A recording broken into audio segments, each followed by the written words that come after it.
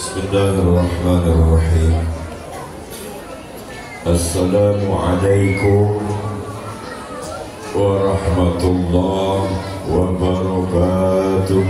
Waalaikumsalam warahmatullahi wabarakatuh.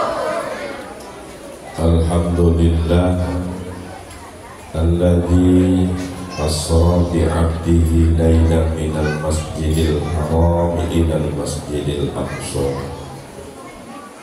Asyhadu an la ilaha illallah al-malikul haqqul mubin wa asyhadu anna muhammadan abduhu wa rasuluhu as-sadiqul wa'dul amin. Allahumma sholli ala sayyidina Muhammad Miftahi babi rahmatillah adada ma fi ilmillah salatan wa salaman daimaini bidawami mulkillah wa ala alihi wa sahbihi adada kulli dzaratin alfa marrah wa ba'da fa ya ayyuhal hadirun usikum wa nafsi bitaqwallah la'allakum tuflihun.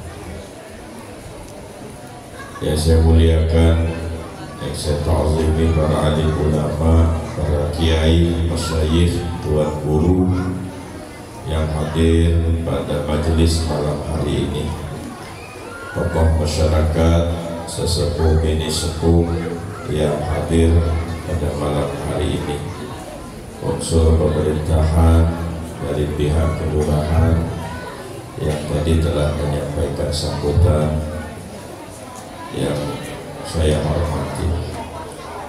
Yang saya hormati tim hadroh yang luar biasa menyambungkan syair-syair yang mengajak kita semua cinta kepada Rasul Sallallahu Alaihi Wasallam.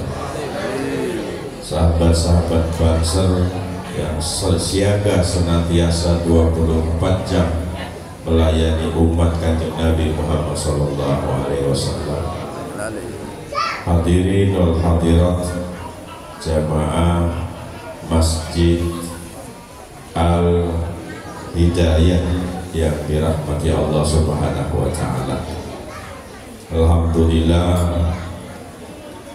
kalau menika kula saged silaturahim kali panjenengan sedaya mugi-mugi kita mendapatkan kebaikan, keberkahan sebab silaturahim. Amin Allahumma. Sebab silaturahim antar umat itu menjadi satu basis kekuatan di akhir zaman, di mana perpecahan itu terjadi di sana sini oleh perkara-perkara dunia, oleh perkara-perkara yang sebenarnya tidak perlu kita ributkan, sebab kita kurang silaturahim. Nek misalkan ibu-ibu pengen banyak rezeki, kuncinya satu, akeh kancane. Nek orang duwe kanca ya orang ana rezeki, ya. Jadi orang banyak kawan itu banyak rezeki, benar. Saya bisa sampai silaturahim ke sini sebab saya berteman sama Ustadz Kayubi. Ustadz Kayubi berteman dengan pengurus Masjid Al Hidayah, saling undang. Akhirnya saya bisa silaturahim. Tadi saya sampaikan juga dengan Pak Sekda Bukar, Pak Sumbono itu sahabat akrab saya, sahabat baik saya. Saya bilang izin Kanda saya melintas di Kutai Kartanegara. Beliau titip salam buat semua jamaah. Mohon maaf pada beliau juga tadi preparing persiapan untuk Pilpres di tanggal 16 dan 14 besok. Jadi full sibuk mengawal hal-hal semacam itu, ya. Di Pak Edi Damansa, Pak Sekda itu sahabat-sahabat akrab saya, teman-teman akrab saya yang biasa ngobrol bareng. Jadi Masya Allah silaturahim itu memang bawa barokah. Kanjeng Nabi ngendikan di dalam hadisnya, wong kang gelem silaturahim niku diberikan dua perkara. Pertama umurnya panjang, yang kedua rezekinya banyak. Amin. Ibu. Iya. Kenapa kok umurnya panjang Pak Ustadz, Pak Kiai? Karena orang silaturahim itu artinya orang yang banyak didoakan oleh orang lain. Banyak didoakan oleh orang lain. Misalkan panjenengan baik sama siapapun, mesti panjenengan didoakan oleh siapapun. Ada cerita, ada berita, oh si fulan sakit, Masya Allah, kok Pak Ustadz sakit, oh anu si Pak Haji sakit, Bu Haji sakit, padahal orang baik, mudahan cepat sehat, didoakan cepat sehat. Kalau misalkan ada didengar orang lagi susah, ya Allah itu orang baik, mudah-mudahan segera terangkat susahnya. Tapi kalau jenengan orang jahat, begitu didengar sakit, alhamdulillah mudah-mudahan cepat mati. Sebab akeh wong sing ora seneng, ya. Nah itu jadi silaturahim itu memanjangkan umur sebab doanya banyak orang. Kan takdir ajal itu sudah ditetapkan Allah, jadi umur itu sudah ditetapkan Allah, tapi ada mansuhnya, yakni doa bisa merubah takdir. Jadi ketika orang mendoakan mudah-mudahan jenengan panjang umur Bu, ya Allah mudah-mudahan jenengan panjang umur Pak, itu jadi sebab takdir yang tadinya umur 30, 40 utawi 60 jadi bisa panjang sampai 80 sebab banyak yang mendoakan. Kedua, logikanya kenapa silaturahim itu banyak rezeki? Di rumah nggak ada kopi habis, kentean gula ya, dolan numarin tanggane ya, ini banjaran metu ya. Cip. Nyapak sih. Mantap. Orang apa orang kepenak ya. Jadi main ke tetangganya. Assalamualaikum, waalaikumsalam. Pak Haji, monggo masuk. Anak kopi apa ngeteh? Haji tawari. Padahal memang niatnya ngopi ya. Niatnya jalur kopi. Ya silaturahim jadi barokah, dapat rezeki. Kadang-kadang ada sisa pacitan, ada sisa jajanan di meja makan, digawa bae sisa orang apa bu anak-anak neng rumah ya. Artinya Masya Allah. Ini dikasih rezeki juga dibawa pulang makanannya. Nah itu silaturahim membawa doa yang menyebabkan kita panjang umur dan juga menambah rezeki kita jauh lebih banyak. Subhanallah. Ingat, kalau pengen sukses, pengen kaya, pengen makmur, aja nganti duwe musuh. Aja nganti duwe musuh. Kabeh kudu jadi sedulur, semua harus jadi saudara. Tadi saya dibisikin oleh moderator, Pak Kiai ngapunten pesan dari Panwaslu, aja nganti ngomong masalah film, aja nganti ngomong masalah pilpres, ya. Orang tenang baik, nyongka ditutur kamu ya. Aman, orang asing bayar. Lah saya malah pengen ngomong, justru walaupun kita berbeda pilihan, ada yang 01, 02, 03, aja nganti gelut, aja nganti berantem gara-gara beda pilihan. Orang apa-apa ya. Yang satu milih 01, sing siji 02, sing sijine 02, ora apa-apa. Ora dadi masalah. Sing 01 ya warga negara Indonesia, sing 02 ya warga negara Indonesia. Kalau misalkan ada yang dari warga negara Jepang perlu kita pertanyakan, ini mlebune sekan ndi ngono kuwi kan. Nah tapi KBKB warga negara Indonesia ya karep-karep jenengan loh ya, bebas. Pemane kan asing bayar, cocok ya. Gak apa-apa, bebas merdeka ya, jangan berantem. Sebab apa? Perpecahan itu melukai Kanjeng Nabi Muhammad SAW. Rasulullah itu sangat sedih kalau umatnya itu berantem. Rasulullah itu sangat sedih kalau umatnya itu bertengkar. Rasulullah itu sangat sedih kalau seandainya kita sesama orang yang membaca syahadat, baca sholawat pada takbire ya, dina-dina mung kerjaannya berantem, hari-hari kerjaannya cuma ribut. Kanjeng Nabi nangis ya, nangis. Ya Allah, kenapa umatku kok begini amat sih, perkara pilkada gendut, perkara pilpres gendut ngono kuwi. Tapi urungan sing gelut perkara masjid sepi urungan. Ya, Bu. Rame-rame ribut, kenapa masjid sepi? Ayo mari masjid kabeh urungan, ban sepi menang bae. Harusnya kita meributi hal semacam itu. Gading masjid sepi, pengajian sepi, dikiran sepi, majelis taklim sepi. Nah kalau kita ributnya hal akhirat, yakin orang bakal ribut soalnya orang ana sing bayar. Umpama neng masjid ini setiap kali sholat duwe 200.000, ini masjid orang muat Pak. Ya.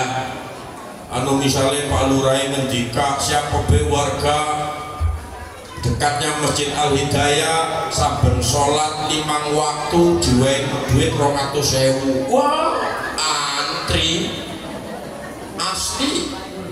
Tapi orang ya sponsor sing model kuwi ya. Gak ada yang mau sponsorin yang begitu ya, gak ada. Apa anggota dewan, mbok ana sing modal-modal ngono ya. Apa ana pejabat sing model ngono, ayo siapa yang ke masjid tak kasih sembako kan mending ya. Masyaallah. Ya itulah nasib kita umat Rasulullah Shallallahu Alaihi Wasallam di akhir zaman. Kata Nabi lebih cenderung hubud dunia wa karahiyatil maut, senang karo dunia, wedi karo mati. Bu, jenengan wedi ora karo mati? Wedi ya mati ya. Pak, aja wedi karo mati, oh, jangan takut sama mati. Karena mati itu sesuatu yang pasti, ya berani mati, ya takut mati. Yang perlu kita takutkan itu saat mati kita tidak punya tabungan amal soleh. Saat mati kita tidak punya kebaikan. Saat mati ternyata kita masih punya dosa sama orang tua. Saat mati si wong wadon masih punya salah karo wong lanang ya.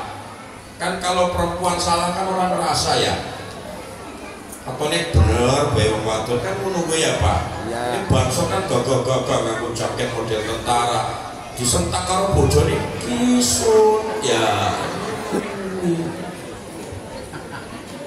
Sampai dari mana Mas? Anu pengajian. Cuy teman balik. Iya kiai ceramahnya dakwah. Wedi karo bojone. Gagah nganggo kumis melintang, baju seragam tentara karo wadon kalah. Ya jarikan nyong ngono ya.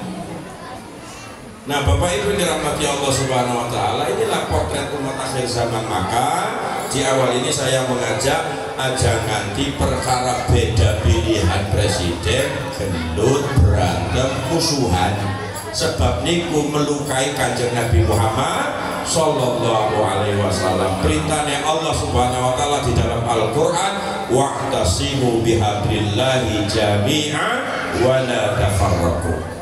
Berpegang teguhlah kamu dengan agama Allah, jangan bercerai-berai. Beda partai, yok cek sedulur. Ngoten nggih?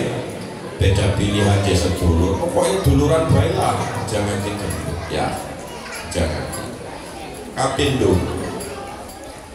Niki peristiwa Isra wal Mi'raj. Pesan utamanya niku sholat. Ngoten nggih? Langsung mawon. Bab sholat. Sholat niku kenapa menjadi sangat istimewa? Sebab perintah-perintah yang lain diturunkan Allah lewat malaikat Jibril, tapi nek sholat kanjeng Nabi yang dibawa munggah maring Sidratul Muntaha niku perkara sholat istimewa. Pak, jangan turun Pak. Ngantuk ngopi, aku yang mau jalur kopi. Rasan-rasan maksudnya yang jero hati ya Allah. Biasanya yang ceramah yang Jawa anak kopi, kayaknya orang ada ya. Beda ya Jawa karo kene. Wong takon mau Mbah. Niki Jawa sedanten, nggih Jawi sedanten iki. Wonten Jawa Tengah, Jawa Timur. cocok itu. Mesti wong Jawa niku kan isina nuana tamu ora di ajen ya biasanya kan ya ini bajunya bening kabeh tak telok-telok ngono apa-apa lah wis dinikmati.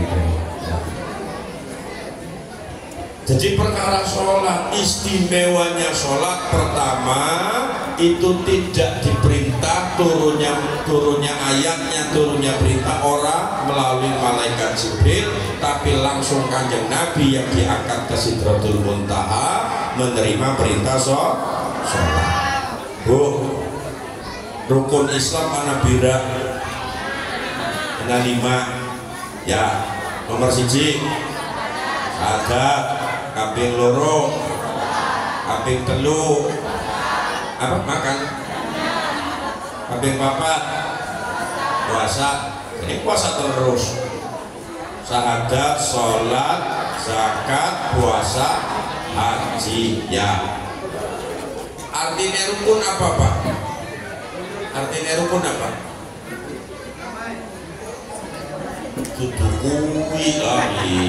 Artinya rukun arkanul Islam khamsatun, wajibnya Islam 5. Barang wajib kalau tidak dikerjakan dosa. Rukun sholat anak 13 siji orang kerja batal sholat. Rukun wudhu anak 6 gagal siji batal wudhunya. Rukun Islam ana 5 sing urung digawe 3 ya, sing nembe digawe loro, siji syahadat, kedua sholatnya ya kadang-kadang ya. Padahal rukun Islam ada 5, sholat, syahadat, sholat, zakat. Nah ini saya kasih tahu rahasianya. Kenapa Kanjeng Nabi ngendika as-sholatu imaduddin, sholat itu tiang agama, sebab di dalam sholat itulah menyempurnakan rukun Islam yang 5. Pertama, zakat ya. Zakat itu artinya mengeluarkan uang dari hasil kerja kita yang memakan waktu-waktu hidup kita. Wong nek gawe kan tinggal waktune ya Bu. Gawe misalkan 8 jam, 8 jam kerja, berarti kan selama 8 jam kali 7 hari misalkan, atau 6 hari kali sebulan dapat gaji, keluarkan zakat. Atau setahun nisab haul, keluarkan zakat. Jadi yang namanya zakat itu uang dari hasil kerja kita yang sudah kena hisab dan haul. Nah haulnya, nisab dan haul kita keluarkan. Nah sholat itu memakan waktu, mengambil waktu kerjanya jenengan, mengambil waktu kerja istirahatnya jenengan, mengambil waktu pada saat jenengan harus dagang, datang azan ya ditinggal dagangannya ya. Waktu kerja datang azan ditinggal kerjaan ya, nyawa modal. Akhirnya apa? Akhirnya sama nilai-nilai zakat ada dalam sholat. Ngerti nggih? Paham mboten? Nek mboten paham kula balik. Kemudian puasa. Bu, boleh nggak kita sholat sambil makan kacang? Hah? Batal. Boleh nggak orang sholat sambil minum kopi? Kopi manik ya. Boleh nggak? Nggak boleh. Pak, orang sholat nggak boleh sambil ngunyah, nggak boleh sambil minum, nggak boleh. Artinya apa? Dalam sholat ada suasana puasa yang namanya imsak, menahan sesuatu yang halal untuk dimakan, nggak boleh. Berarti sholat ada nilai puasa. Atau nggih? Haji, orang haji ke Ka'bah, maka orang sholat mustaqbilal qiblati, menghadap kiblat Ka'bah. Itu orang sholat, di dalam sholat ada nilai-nilai haji. Sebab itulah sholat menyempurnakan agama. Kenapa Pak Kiai? Ngoten, tak kasih tahu, orang tidak wajib zakat kalau orang duit. Bu, yang wajib zakat sing duit apa sing orang duit? Yang wajib zakat yang punya duit. Yang nggak punya duit berhak menerima zakat. Sementara tadi ngomongnya zakat bagian daripada rukun Islam. Terus bagaimana orang miskin bisa menyempurnakan rukun zakatnya kalau dia tidak punya uang? nerima bae ora tahu zakat, ya, nerima bae ora tahu sedekah, ora ada apa-apa sih. Bagaimana dia bisa menyempurnakan rukun zakatnya sementara hukum rukun itu wajib? Dengan sholat ada nilai zakat yang menggugurkan dia dari kewajiban zakat. Pak, puasa boleh dikerjakan atau boleh dibatalkan atau tidak? Boleh. Puasa tuh boleh ditinggalkan, orang digawe orang apa-apa. Puasa syaratnya ngeloro, jenengan sakit atau dalam keadaan musafir. Ya boleh. Kalau jenengan lagi sakit orang apa-apa, orang puasa. Ya orang apa-apa jenengan kalau lagi sakit nggak puasa tuh nggak apa-apa. Lagi safar dari sini ke Balikpapan lebih dari 80 kilo boleh nggak puasa. Fa'iddatu min ayyamin ukhra, tapi diganti di hari yang lain. Berarti ada ilat secara hukum syariat, hukum fikih. Puasaku boleh batal, boleh ora digawe nek panjenengan ada rukhsah, syaratnya sakit atau jalan. Atau nggih? Padahal kewajiban tapi boleh ditinggal. Haji hanya untuk orang yang manis tato ilai sabila, sing duit, sing punya kemampuan baru bisa mangkat haji. Sing orang duit orang kudu mangkat haji, berarti gugur kewajiban haji karena ilat tidak punya uang. Tapi yang namanya rukun Islam wajib, lima-limanya harus kita kerjakan. Penyempurnaan itulah ada dalam sholat yang saya bilang tadi. Di sholat ada nilai syahadat, di sholat ada nilai zakat, di sholat ada nilai puasa, di sholat ada nilai haji. Maka sholat tidak bisa ditinggal. Anu Pak Kiai, saya tidak bisa sholat nih, kakinya lagi tidak bisa dibawa berdiri, duduk. Ngerti nggih? Kalau nggak bisa sholat berdiri, duduk. Anu Pak Kiai ada bisul lagi, orang bisa jagongan. Ada bisul nggak bisa duduk, baring. Ngaten nggih? Anu Pak Kiai baring badannya awake larang kabeh, tulang-tulangnya pada gemeretek kabeh nggih. Alasan maning pakai isyarat, matanya dikedip-kedip. Isyarat sholat. Anu Pak Kiai orang bisa ngedimani disolati lho. Ya wis mati ya. Jadi sholat itu nggak bisa ditunda, sholat nggak bisa dialesi, nggak bisa berdiri duduk, nggak bisa duduk baring, nggak bisa baring pakai isyarat. Ngerti nggih? Anu Pak Kiai, saya lagi perjalanan dari sini ke Balikpapan, boleh nggak saya tidak sholat? Nggak bisa, tetap kudu sholat. Mbok menawa jenengan sibuk ya jamak takdim atau jamak takhir. Ngerti nggih? Anu Pak Kiai, gimana saya semalam waktu pol-polan turun jam 4, tangi jam 4 sore, subuh lewat, zuhur lewat, ke asar arep enteng waktune.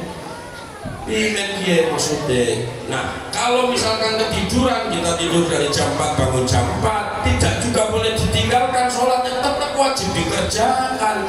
Dikodok sholatnya, usoli fardol subhi rohataini mustaqbilal qiblati, kodokan bukan adaan. Kodokan habis sholat subuh, sholat zuhur, kodokan juga. Habis itu sholat asar baru adaan karena waktu asarnya masih ada. Tetap wajib dikerjakan, orang boleh ditinggal. Kenapa? Kalau ditinggal hilanglah rukun-rukun Islam yang lain, tambah gak sempurna keislaman kita. Nah ini rahasianya sholat. Kenapa disebut as-sholatu imaduddin? Bu, ngapunten sangat. Kalau rumah kita, di dalam rumah kita rezekinya seret, anak-anak bandel, ya dagang orang payu, ya bisnis ditipu, investasi dibawa kabur, kawin maning jebule lanange wong, ya. Berarti kan apes ya Pak? Kowe periksa sholat deh, periksa sholat kita. Kalau sholat kita baik, ibu-ibu, bapak-bapak, maka hidup kita pasti baik. Aslihullah wa yuslih lakum. Siapa memperbaiki hubungan dia dengan Allah Subhanahu wa Ta'ala, Allah pasti perbaiki hidupnya. Jadi kalau panjenengan punya hutang banyakin sholatnya, sholat tahajud, sholat duha, sholat taubat, sholat hajat, sholat mutlak, dibanyak-banyakin. Makin banyak sholatnya makin cepat utangnya lunas. Serius, saya nggak bohong. Kalau jenengan punya sakit, ada sakit tipes, kanker, darah tinggi, kolesterol, jantung, yang parah-parah, itu obatnya sholat. Saya ada kawan namanya Dr. Muhammad Soleh dari Malang, Jawa Timur, melakukan penelitian mengobati orang kena penyakit kanker dengan sholat tahajud.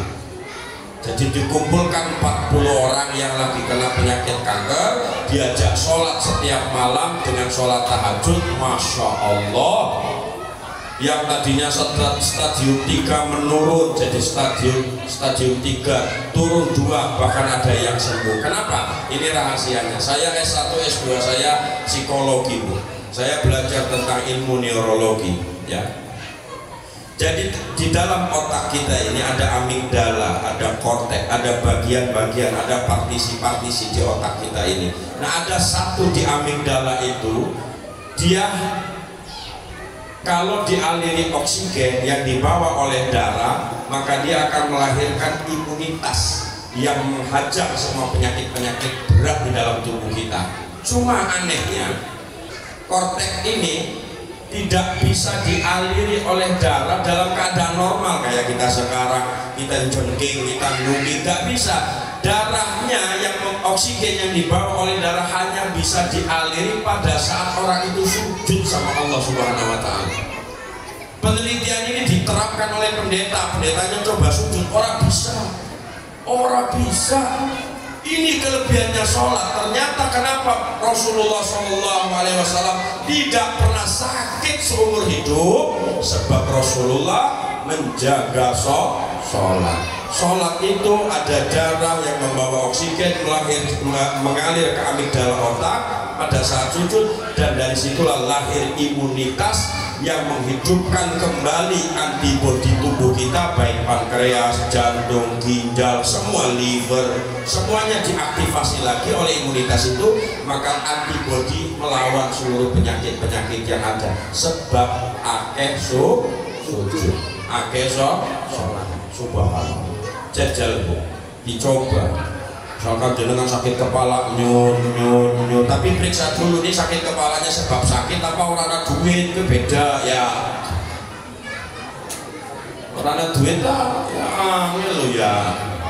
Maksudnya lara sakit gitu ya, dibawa sujud. Saya sering begitu. Kalau lagi sakit kepala karena mungkin kena hujan atau kecapean, tak sholat 2 rakaat di sujud terakhirnya itu saya lamain banget sambil ngapura. Rabbi inni zalamtu nafsi faghfirli, Rabbi inni zalamtu nafsi faghfirli, Rabbi inni zalamtu nafsi faghfirli. Kita baca istighfar yang banyak, bangun assalamualaikum, assalamualaikum, masya Allah, plong, benar-benar plong. Subhanallah. Coba, ini penelitian ilmiah kok, saintifik, jadi nggak mungkin dusta, karena ini berdasarkan riset dari seorang Muhammad Soleh ketika dia menyelesaikan disertasi S3-nya yang doktoralnya di Universitas Brawijaya Malang, ya. Subhanallah. Ada lagi dokter yang punya rumah sakit holistik di Kerawang, itu juga luar biasa, bahkan sekarang udah profesor. Itu tidak pernah mau mengobati siapapun kecuali dengan melalui terapi sholat, diantaranya terapi sholat. Subhanallah, sholat luar biasa. Ketiga, sholat itu mendatangkan rezeki. Serius, sholat itu mendatangkan rezeki, sebab satu-satunya amalan di hari kiamat yang akan diperiksa oleh Allah duluan itu adalah sholat. Kalau sholatnya benar, maka amalan lain dinilai benar. Nah, sholat itu disebut oleh Nabi as-sholat mi'rajul mu'minin. Sholat itu sarana berjumpanya seorang hamba dengan Allah Subhanahu wa Ta'ala. Nek panjenengan ketemu bupati, ketemu dengan gubernur, ketemu dengan presiden, minimal ketika jenengan ngadu, Pak ngapunten saya punya anak belum kerja, Bu menawa saya ini kan kenal dengan jenengan, ada kerjaan nggak buat anak saya? Ya orang apa-apa, makan di situ orang apa-apa ya. Akhirnya kata Pak Bupati, ya wes ora apa-apa, masuk dulu jadi pegawai honor.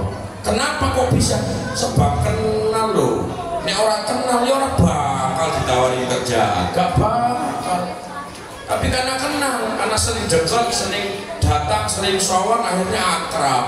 Dan jenengan apalagi kepada Allah sang pemilik langit, pemilik bumi, pemilik rezeki. Lillahi ma fis samawati wa ma fil ard. Allah yang milik langit, milik bumi dan lain sebagainya. Ketika jenengan sujud minta dengan Allah, duh Gusti kula nyuwun kali panjenengan anak kula niki nggih derek duwe jodoh, kok jenengan yang mengatakan subhanalladzi khalaqal azwaja kullaha mimma tunbitul ardi wa min anfusihim, kula nyuwun jodoh untuk anak kula. Insyaallah. Insyaallah. Saya punya anak 8 Bu. Alhamdulillah ya. Sehat, waras, 1 S2 di Mesir, 1 di kedokteran, 1 di ITB, 1 di Kudus ya, yang 4, 5, 6 di pondok pesantren Al-Fatah lagi ngafal Quran, 7, 8 di rumah masih PAUD sama SD, 8, 9, 10 lagi dipikirkan, diniati. Nah itu modalnya doa nyuwun kali Allah, ya Allah tolong muliakan anak-anakku ya Allah, saya tidak bisa. Bayangkan dari SD kelas 1 sudah mondok sampai kelas aliyah selesai, jarang ketemu orang tuanya, gak tiap hari kita awasi, gak tiap hari kita liatin.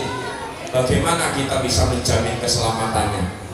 Bagaimana kita bisa menjamin semuanya? Gak bisa. Tapi kita titip dengan Allah, tunggu di kula nyuwun titip anak kula teng pondok biar sehat, waras, gak ada yang bully, gak ada yang nakalin, terus istiqomah dalam ngaji. Selesai pondok kuliah langsung ke Mesir. Begitu selesai S1, LC dapat jalur kawin ya.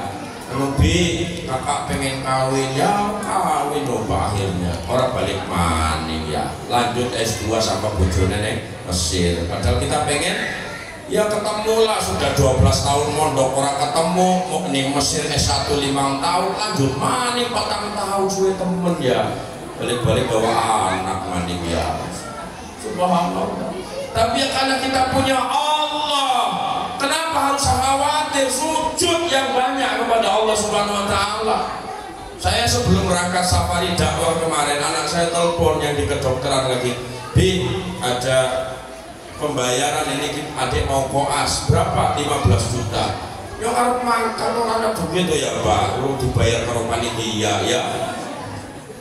Ini sujud tuh kalau Gusti Pangeran tuh Gusti kula nyuwun kali panjenengan kula niki badhe berangkat dakwah niki anak hajat anake kuda ning fakultas kedokteran.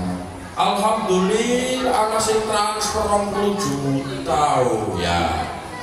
Terus Pak Ustaz kula niki nitip kali panjenengan rezeki ya, ketiba rezeki ya bagi-bagi lah ya, akhirnya lunas 15 juta, sisa 5 juta tak simpen luar aja nanti tahu bojone enteng ya, simpen lo ya, insyaallah selesai urusan. Sujud sama Allah itu mendatangkan rezeki, sholat itu mendatangkan rezeki. Maka mohon maaf adik-adikku, anak-anakku yang masih muda-muda ini, jangan ditinggalkan sholat. Jenengan kalau pengen kuliah di rumah dirawat, dinaikkan darajat oleh Allah Subhanahu wa Ta'ala, kencang-kencangin sholat. Serius, ada orang otaknya cerdas tapi orang sholat, orang anggur. Ana wong sing otaknya biasa-biasa saja tapi rajin sholat, mulia. Sebab yang memberikan kemuliaan, rezeki, pangkat, kedudukan itu bukan otak tapi Allah. Ngerti nggih? Ya, aja ini kadang-kadang sholawatan rajin tapi sholat tinggal terus ya. Oke, sih model menunggu ya. Nggak tahu ya di sini apa model apa orang yang ngertinya. Yang karena sholawatan kentong banget pagi, sholawatan siang, aturan malam. Wah, tapi katanya orang tahu sholat tuh ya. Bocah sholawatan tapi orang sholat. Nggone kelambi tapi orang nggak katok ya. Bingung ya, sholat tuh aja nganti ninggalin sholat. Karena sholat itu mendatangkan rezeki. Kemudian yang keempat, sholat itu menyebabkan kita husnul khotimah. Amin ya. Iya Pak. ngomong amin amin kuwi angel saiki ya. Padahal amin sing kuwi ya repot ya. Kabul. Salat itu menyebabkan kita husnul khotimah karena kata Rasulullah Shallallahu Alaihi Wasallam orang itu akan diwafatkan sesuai kebiasaannya. Kata nggih? Kemarin ada yang meninggal di paling papan lagi ngimamin sholat subuh, masya Allah, viral itu kemana-mana. Sujud orang tangi-tangi maning, ternyata innalillahi. Ya Allah, betapa mulia orang yang meninggal dalam keadaan sujud kepada Allah Subhanahu Wa Taala. Ini kebiasaan. Ya, jadi kalau jenengan biasa sholat, biasa ngaji, biasa sholawatan, biasa majelisan, Pak, insya Allah wafatnya husnul khotimah. Jangan tinggal buaya, main kartu, nyekek botol. Anak sing viral dari Palembang, sing Cinderella, ya mati ngobat, mati ya Allah. Ya Allah, ya mudah-mudahan Allah ampuni dosanya. Kasihan ya, masya Allah. Cak Cano pada minum narkoba mati ya. Waliyadillah min dzalik. Itu di Palembang, ya di Palembang sana. Saya tahu tempatnya, dekat rumah saya soalnya. Nah, jadi begitu Bapak Ibu dirahmati Allah Subhanahu Wa Taala. Sholat membawa kita husnul khotimah. Kemudian sholat menyebabkan kita bebas dari azab kubur. Ayo. Wong sing rok salate istiqomah, jamaah, rajin di masjid, di alam kubur orang disiksa. Ya, orang usah ditalkini maning orang apa-apa, usah sinau dina-dina ya. Tiap hari sudah sinau. At-tahiyatul mubarakatuh sholawatut thayyibatun lillah. Setiap hari sudah hafal Tuhannya adalah Allah Subhanahu Wa Taala. Assalamualaikum ayuhan nabi wa rahmatullahi wabarakatuh. Sudah hafal, jadi darah daging, sudah jadi kebiasaan. Sholawat kali Rasulullah Shallallahu Alaihi Wasallam. Maka malaikat takon man rabbuka, enteng pertanyaan itu bagi orang yang rajin sholat. Man nabiyuka, enteng itu pertanyaan itu bagi orang yang rajin sholat, karena tiap hari kalimat itu sudah diucapkan. Allahu Akbar, subhanallah wa bihamdihi, subhanallah rabbiyal a'la wa bihamdihi, subhana rabbiyal azim wa wis dinajina wis hari-hari ya. Jadi gampang sholawat ya, tahiyatul mubarakatuh sholawat sampai Allahumma sholli ala sayyidina Muhammad wa ala ali sayyidina Muhammad. Subhanallah. Sholat menyebabkan kita husnul khotimah, sholat menyebabkan kita terbebas dari siksa kubur. Terakhir, sholat menyebabkan kita masuk surga. Orang ditakoni maning, masuk surga tanpa ditakon, nggak ditanya lagi. Sebab kata Rasulullah, di hari kiamat yang pertama kali dihisab adalah sholat. Kalau sholatnya apik, bagus, lempeng, istiqomah, langsung dimasukkan Allah ke dalam surga. Orang mlebu neraka mani ngomongin apa? Ya, yang penting sholatnya rahim. Tapi bagi orang yang meninggalkan sholat, jare Nabi mantarku sholat fahuwa kafir. Siapa meninggalkan sholat sama dengan kufur kepada Allah Subhanahu Wa Taala. Wala in kafartum inna adzabila syadid. Wong sing ninggalkan sholat kufur nikmat, akhirnya diingkari oleh nikmat-nikmat Allah Subhanahu Wa Taala. Jangan lihat ada orang kaya tapi tidak sholat, nggak akan bahagia, duitnya banyak, istrinya cantik, mobilnya bagus, rumahnya mewah, tapi meninggalkan sholat keluarga itu, Allah cabut kebahagiaan dari keluarga itu.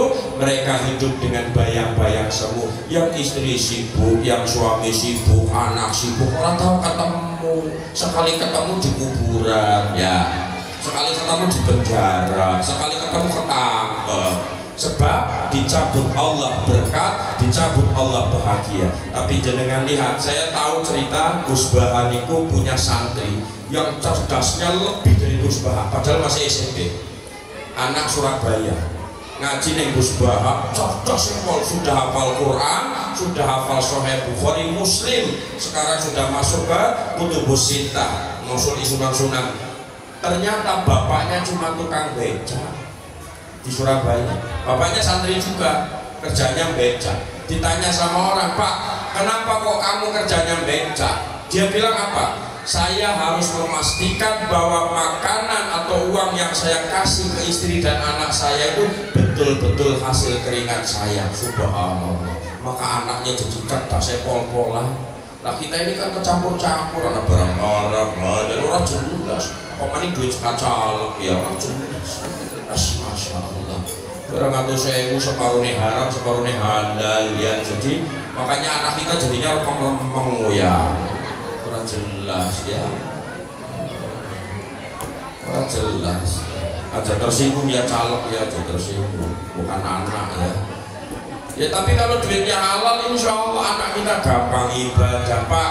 Kalau ada istri yang melawan terus sama suami, gak nurut, gak manut, jangan-jangan empannya itu remeng-remeng. Karena kalau empannya halal, makannya halal, rezekinya halal, Allah buat istri kita hormat sama kita, takzim, walau sedikit yang kita kasih. Tapi kalau halal, dia akan hormat. Kenapa? Karena rasa hormat itu dihadirkan Allah di hatinya kepada suaminya. Tapi kalau barang yang halal, haram sering masuk, gak bakal hormat, gak bakal istri hormat sama suami. Tanda banyak makan barang sing ora benar. Serius, gak bohong saya.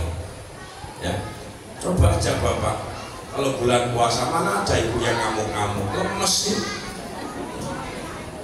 Barang halal kabeh sing mlebu ya, Masya Allah. Nah, Bapak Ibu yang dirahmati Allah Subhanahu wa Ta'ala, mudah-mudahan apa yang saya sampaikan ini bisa diambil ibrohnya, diambil manfaatnya ya dari beberapa hal tadi. Karena sholat itu istimewa sekali, jangan ditinggal ya Bu ya, jangan ditinggal. Nek duwe masalah, duwe utang, obatnya tambane solusinya melalui sholat. Sholat itu tiang agama. Pangapunten kalau ada hal-hal yang keliru dalam ucapan. Ini malam terakhir safari dakwah, besok take off sudah ke Jawa. Jadi alhamdulillah bisa silaturahim kali panjenengan. Ini lelahnya luar biasa, sudah 18 hari gak ketemu istriku. Kangen sama ayam bebek. Kangen berat.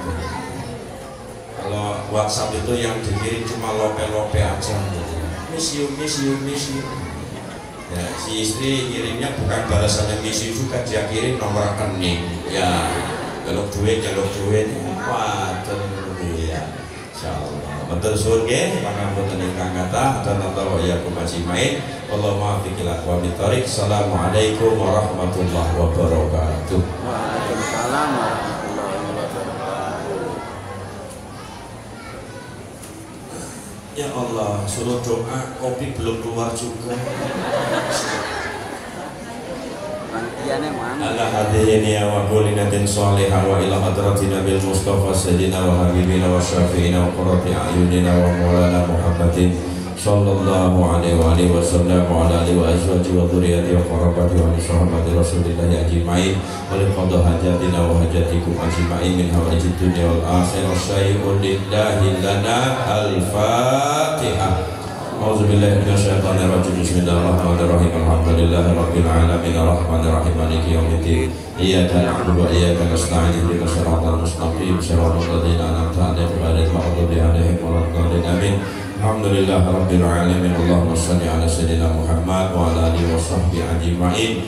Allahumma shalli ala sayyidina Muhammad, shalli ala nuril anwar wa sirril asrar wa tiryatil aghyar wa miftahi babil yasar sayyidina wa maulana Muhammadin al-mukhtar wa alihi al-athhar wa ashabil akhyar a'adada ni'amillah wa ifdalih. Allahumma ighfir lana dhunubana wa li walidina warhamhuma kama rabbuna shighara wa li mu'allimina wa li masyayikhina wa li azwajina wa abnaina wa banatina wa ashabina wa ikhwanina wa akhwatina wa kafati ibadillahi shalihin wa li jami'il muslimin wal muslimat wal mu'minin wal mu'minat al ahya'i minhum wal amwat waftah lana wa lahum abwabal khair wa abwabal barakah wa abwabal salamah wa abwabal afiyah wa abwabal sihah wa abwabal ilmi wa abwabal rizqi wa abwabal ridha wa abwabal jannah ya alima ma fi sudur akhrij lana min dhulumatil nur. Allahumma arinal haqqa haqqan warzuqna ittiba'ah wa arinal batila batilan warzuqna ijtinabah. Allahumma arham ummat sayyidina Muhammad. Allahumma astur ummat sayyidina Muhammad. Allahumma jibur ummat sayyidina Muhammad. Allahumma ansur li ummat sayyidina Muhammad.